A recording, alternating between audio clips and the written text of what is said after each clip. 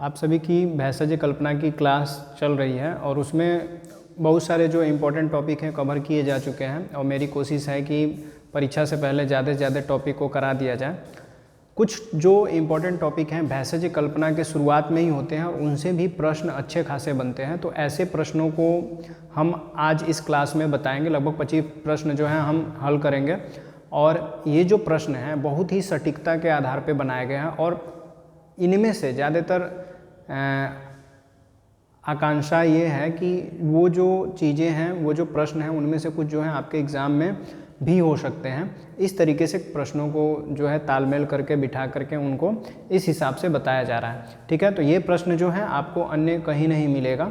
ये हमारे जो भेषज कल्पना के जो सब्जेक्ट हैं उनके निचोड़ के आधार पर इन प्रश्नों को तैयार किया गया है। ठीक है, तो चलिए प्रश्नों को देखते हैं और हम ये बता रहे हैं कि जो द्रव्यगुण विज्ञान के आधारभूत सिद्धांत हैं उनसे प्रश्न आपको ज़्यादा टच किए गए। इसमें मान से प्रश्न हैं और विविध जो कल्पनाएं हैं उनसे प्रश्न है। प्राचीनता जो भेषज के आधार पे हैं उनसे प्रश्न है और आधुनिक मानों के आधार पे भी प्रश्न बनाए गए हैं। तो इनमें से ज़्यादातर चांस है कि कुछ प्रश्न जो हैं आपको परीक्षा में देखने को भी मिल सकते हैं। ठीक है, जैसे देखते हैं पहला प्रश्न जो है, यह पहला प्रश्न कह रहा है भेषज कल्पना के आधारभूत सिद्धांतों को कहते हैं। ये सबसे महत्वपूर्ण प्रश्न है, आपको याद भी रखना होगा कि भेषज कल्पना का जो आधारभूत सिद्धांत है उसे हम और क्या कह सकते हैं।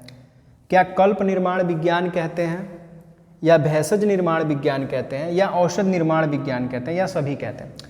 तो भेषज कल्पना को के आधारभूत सिद्धांतों को औषध निर्माण विज्ञान कहते हैं। लेकिन आप अगर देखें तो शब्दों की विविधता नहीं है। कल्प भी भेषज है, भेषज भी कल्प है और भेषज को औषध भी कहते हैं। लेकिन नाम जो है सटीकता के आधार पे आपको बताना है, तो ये वाला ऑप्शन सही होगा, औषध निर्माण विज्ञान। सभी नहीं होगा। ठीक है, औषधि निर्माण विज्ञान के लिए कितने सिद्धांत निर्धारित हैं? तो औषधि निर्माण विज्ञान के लिए ये चीज़ दिमाग में रखिएगा, औषधि निर्माण विज्ञान के लिए कितने सिद्धांत निर्धारित किए गए हैं? तो आचार्यों ने 5 सिद्धांत का निर्धारण किया है। इन 5 सिद्धांतों में सबसे पहली जो चीज़ आती है वो है परिभाषा। सबसे पहली चीज़ क्या आती है? परिभाषा। दूसरी चीज़ है मान। ठीक है, तीसरी चीज़ है पंच कषाय कल्पना। पंच कषाय कल्पना ये सबसे महत्वपूर्ण है। पूरा जो भेषज कल्पना है वह इसी के ऊपर आधारित है, पंच कषाय कल्पना के ऊपर ही आधारित है। अगर ऐसा प्रश्न आए कि पूरी भेषज कल्पना किस पे आधारित है, तो पंच कषाय कल्पना के ऊपर आधारित है, आप ये बता सकते हैं। चौथा जो है रस, वीर्य, गुण, विपाक। यहाँ पे लिखा भी है, आप देख सकते हैं। हम स्पष्ट आपको दिखे इसलिए फिर से लिख रहे हैं। ठीक है, पांचवा जो है अनुक्त या विशेषोक्त ग्रहण। विशेषोक्त ग्रहण। तो पूरा जो औषध निर्माण विज्ञान है, पूरी जो औषध निर्माण विज्ञान है वह 5 सिद्धांतों पे कार्य करती है और ये पांचों सिद्धांत आपके सामने रखे हुए हैं। ठीक है, अगला प्रश्न देखते हैं। तीसरा प्रश्न कह रहा है प्राचीन काल में सन्यासियों के वस्त्र किससे रंगे जाते थे? ये भी भेषज कल्पना का ही विषय है, आपके भेषज कल्पना के अंतर्गत ही इसको सम्मिलित किया गया है। तो प्राचीन काल में सन्यासियों के वस्त्र किससे रंगे जाते थे? ये प्रश्न हो सकता है। कह रहा है कि वृक्षों के अर्क से। जी नहीं, वृक्षों के अर्क से नहीं। वृक्ष पत्रों के स्वरस से, उनसे भी रंग नहीं करते थे, नहीं रंगा जाता था।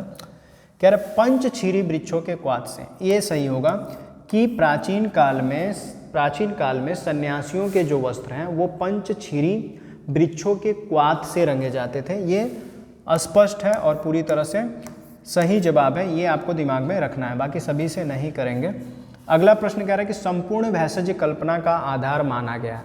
अभी हम बता रहे थे, वही प्रश्न है भी कि संपूर्ण जो भेषज कल्पना है उसका आधार क्या है? आपने जान लिया होगा तो आप बता सकते हो कौन सा आधार है। न तो क्वाथ कल्पना है, न ही अवलेह कल्पना है, न ही भेषज कल्पना है। क्या है? पंच कषाय कल्पना जो है पूरी भेषज कल्पना का आधार है।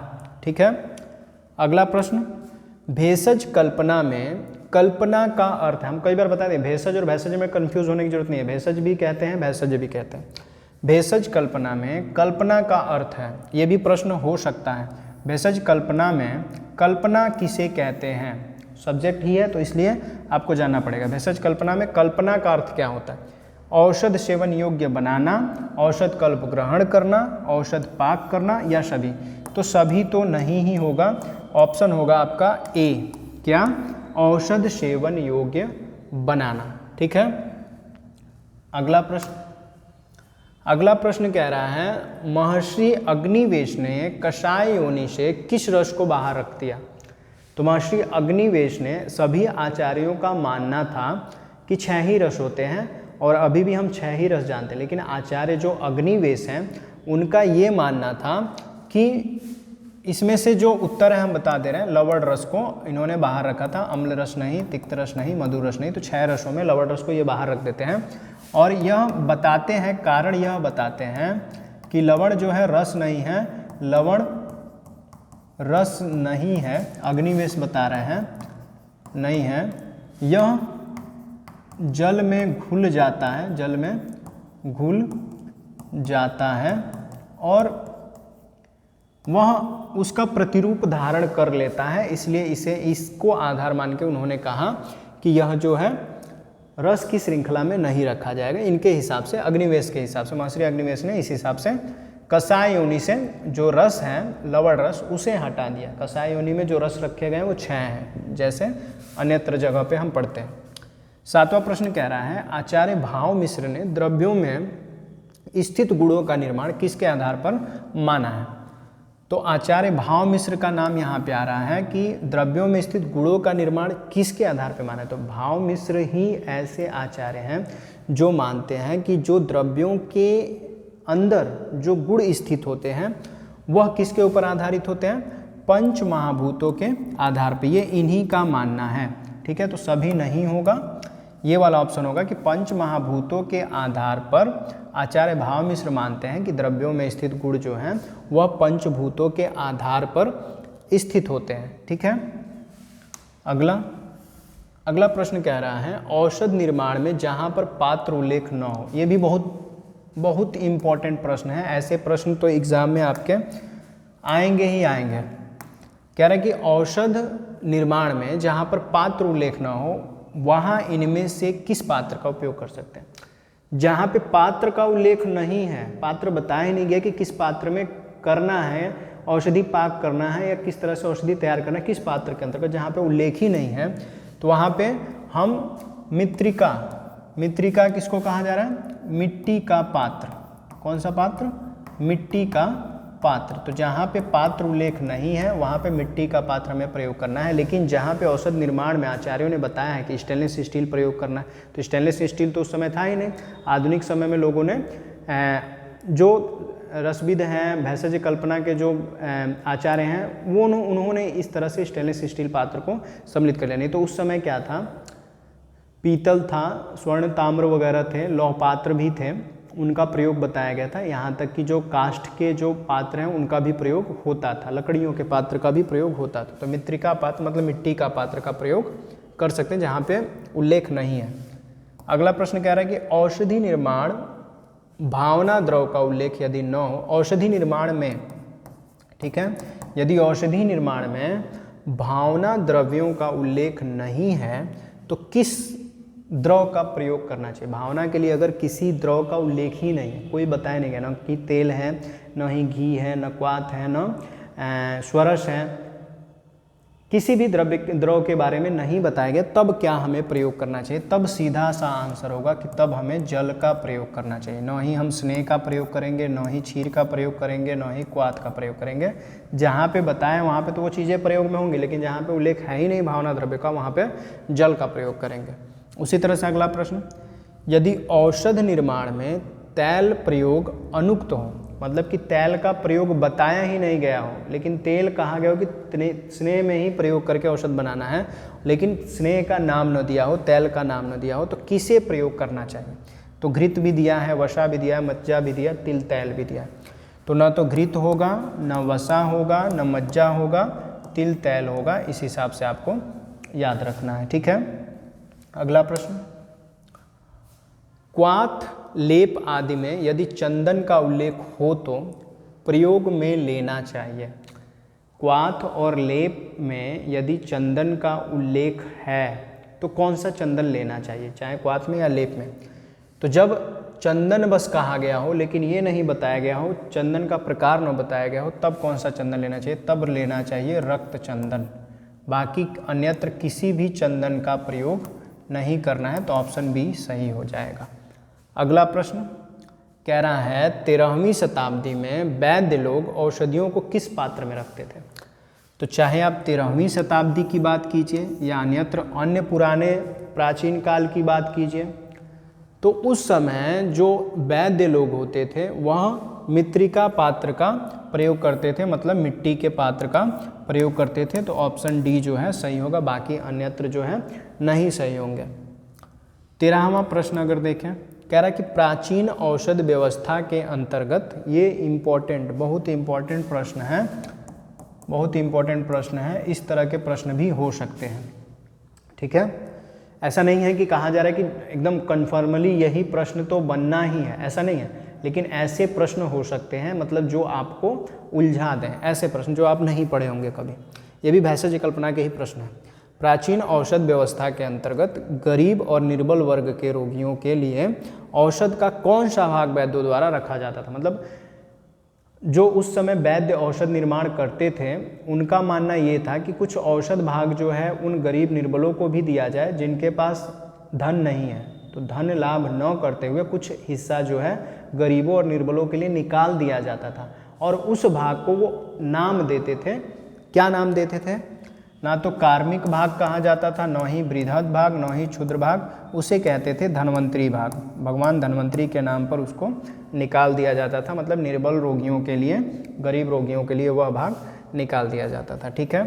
अगला प्रश्न, अगला प्रश्न कह रहा है कि प्राचीन कल्पनाओं में अंजन कल्पना की काल मर्यादा। काल मर्यादा का भी टॉपिक बहुत इंपॉर्टेंट है। आप जितनी काल मर्यादाएं हैं, जो भी कल्पना की गई हैं, चाहे वो संधान के हो गए, आसोअरिष्ट के हो गए, कुंभघृत के हो गए, अंजन के हो गए, क्वाथ के हो गए, उदक के हो गए, तंडुलोदक के हो गए, जितने भी कल्पनाएं हैं, सभी कल्पनाओं का जो काल मर्यादा है कि कौन सी कल्पना को कितने समय तक रख करके हम प्रयोग में ले सकते हैं, उसे ज़रूर आप पढ़ लीजिएगा, बढ़िया से याद कर लीजिएगा, उससे भी प्रश्न हो सकते हैं भैषज कल्पना के अंतर्गत।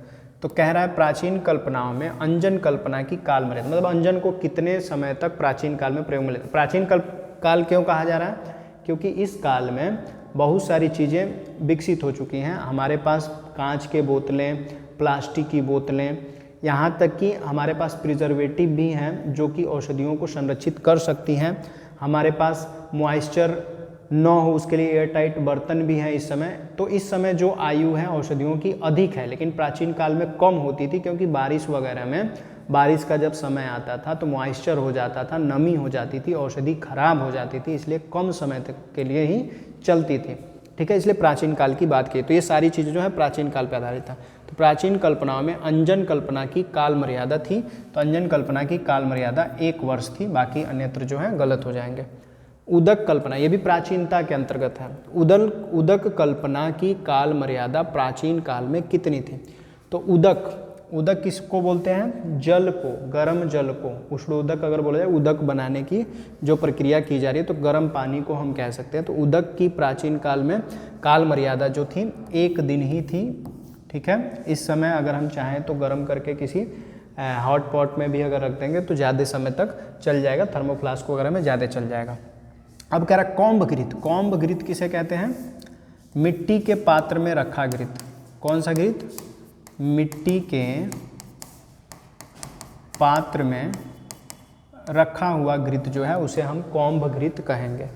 तो कौम्भ घृत कल्पना के अंतर्गत घृत की काल मर्यादा है। तो घृत की काल मर्यादा कौम्भ घृत कल्पना के अंतर्गत कितनी है, तो 100 वर्ष। बिना कुछ जाने पहचाने कुछ किए आप इस नंबर को याद कर लीजिए, 100 वर्ष का काल जो है कौम्भ घृत का काल मर्यादा के अंतर्गत है। और ऐसा नहीं है कि इस समय 100 वर्ष नहीं है, इस समय भी है। कौम्भ घृत की बात हो रही है, मिट्टी के बर्तन की बात हो रही है, ठीक है। तो इस हिसाब से कर सकते हैं। 17वां प्रश्न क्या कह रहा है, महर्षि चरक ने मान के कितने भेद बताए। महर्षि चरक जो है जो मापने के लिए जो मान निर्धारित थे उनके कितने भेद बताए हैं। तो महर्षि चरक कहते हैं कि मान के 2 भेद हैं। कौन कौन से? मगध मान और कालिंग मान। आप यहाँ से देख करके लिख सकते हैं। 2 मान हैं, मगध मान और कलिंग मान।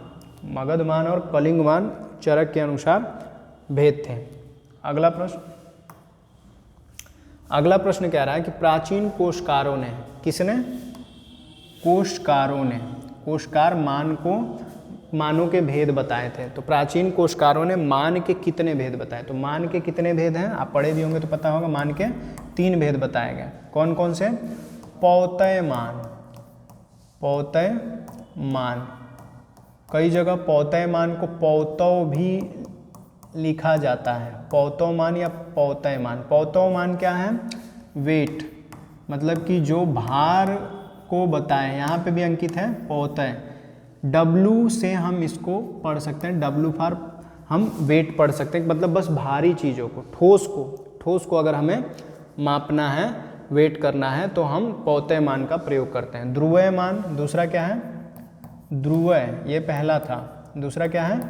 ध्रुवय मान। ध्रुवय मान का मतलब जो द्रव को मापने के लिए प्रयोग में लिया जाए, मतलब कि लिक्विड को, लिक्विड या कैपेसिटी, मतलब कि लिक्विड को मापने के लिए ध्रुवय मान का प्रयोग करते हैं।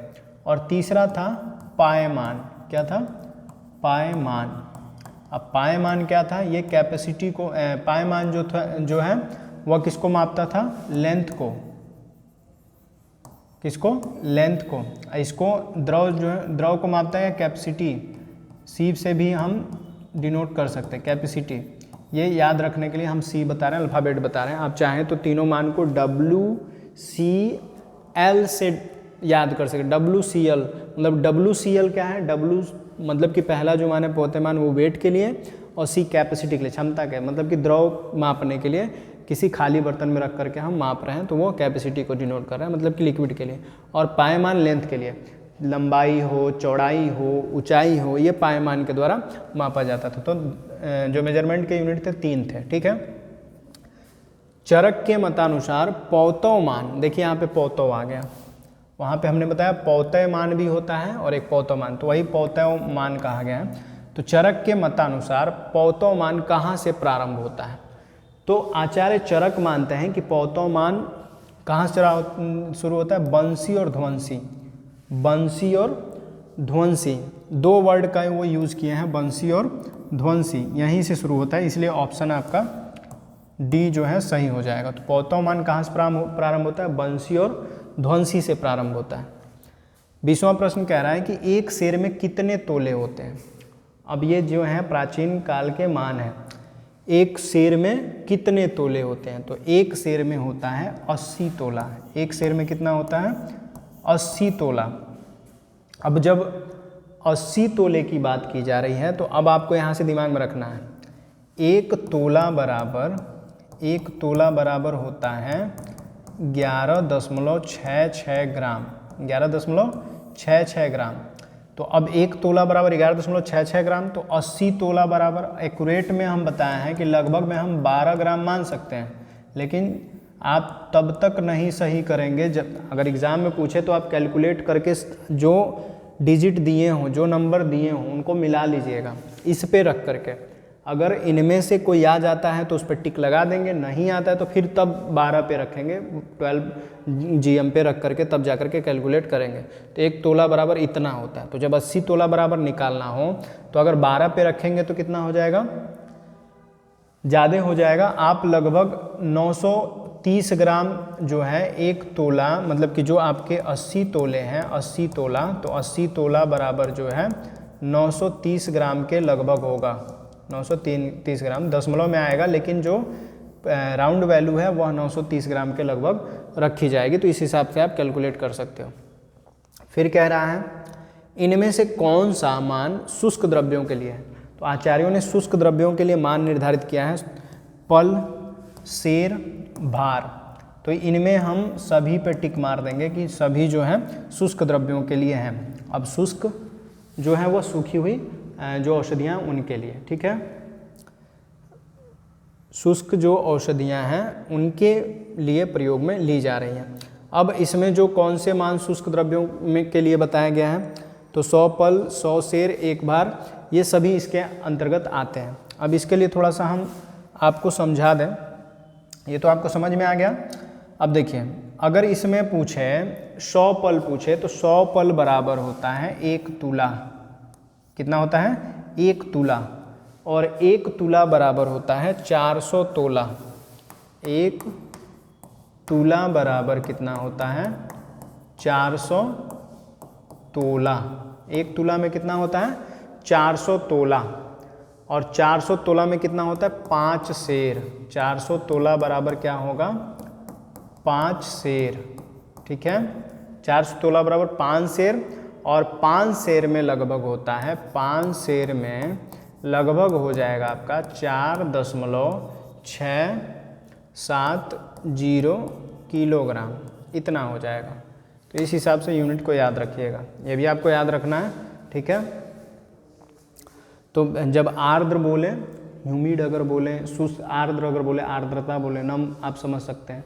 ठीक है, उसी हिसाब से अब अगला प्रश्न कह रहा है 22वां, कूड़ो पात्र का मान है। प्राचीन काल में एक खोखली संरचना होती थी, लकड़ी की बनी होती थी, उससे चीज़ों को नापा जाता था रख करके। ठीक है, तो उसे हम कहते थे कूड़ो पात्र। क्या कहते हैं? कूड़ो। तो कूड़ो का जो मान है वह होता था 4 अंगुल चौड़ा, 4 अंगुल गहरा, 4 अंगुल ऊंचा। यह जो मान है सही होगा, इसको आपको याद रखना है। 4-4 अंगुल चौड़ाई होती थी, लंबाई होती थी, गहराई होती थी। ठीक है, इस हिसाब से आपको दिमाग में रखता है। ये कूड़ो पात्र के मान की बात की जा रही है। ठीक, अगला प्रश्न कह रहा है आचार्य गोविंद दास सेन ने मानों का वर्णन कहाँ किया है? आचार्य गोविंद दास सेन ने मानों का जो वर्णन है वह किया है, स्पेसिफिक किसी जगह पे किया है। तो वह जगह है वैद्यक परिभाषा प्रदीप, इनके द्वारा लिखी हुई जगह है, जहाँ पे इन्होंने वैद्यक परिभाषा प्रदीप में मानों का उल्लेख किया है। किसने? गोविंद दास सेन ने। ठीक है, ये नाम और ये जो है उत्तर याद रखना है आपको। सबसे महत्वपूर्ण प्रश्न आधुनिकता के आधार पर पूछा गया, सामान्य जल के तापमान का आधुनिक मान, मतलब आधुनिक मान जो है, तापमान जल का जो आधुनिक मान है वह सामान्य जल का मान पूछ रहा है ना। तो सामान्य जल का मतलब नल से जो पानी निकल रहा है उसका जो तापमान है आधुनिक में कितना होता है? तो ये तो होगा ही नहीं, 16.7 डिग्री सेल्सियस जो है मान होता है, इसको आपको याद रखना है, बाकी अन्य से कोई मतलब ही नहीं है। अब यहाँ पे एक प्रश्न और है जो कि चमत्कार कर सकता है। चमत्कार करने का मतलब ये क्या कि आप नहीं पढ़े हो तो आपके दिमाग में से ये उत्तर गायब कर सकता है, अन्य उत्तर को भी गायब कर सकता है, इसलिए आप दिमाग में रख लीजिए। कह रहा है 12 अंगुल के में आधुनिक इंच का कितना मान है? 12 अंगुल जो है इंच में कितना होता है? 12 अंगुल का मान इंच में कितना होता है? 8 इंच नहीं होता है, 13 इंच भी नहीं होता है, 9 इंच होता है। 12 अंगुल बराबर कितना होता है? 9 इंच आधुनिक में, यह लिखित है। ठीक है, तो यह जो 25 प्रश्न थे सटीकता के आधार पे आपको बताया गया है। आपके द्रव्य गुण, आपके जो भेषज कल्पना का जो विषय है उसके अंतर्गत आप इसको प्रविष्ट किया गया, बताया गया आपको अच्छी तरीके से, ताकि समझ करके परीक्षा उपयोगी हो आपके लिए। तो यह जो है सभी परीक्षार्थी जो हैं, जो हरियाणा के और पंजाब के जो परीक्षार्थी हैं, अभ्यर्थी हैं जो डिस्पेंसर की तैयारी कर रहे हैं, उनके लिए एकदम परफेक्ट क्लास है।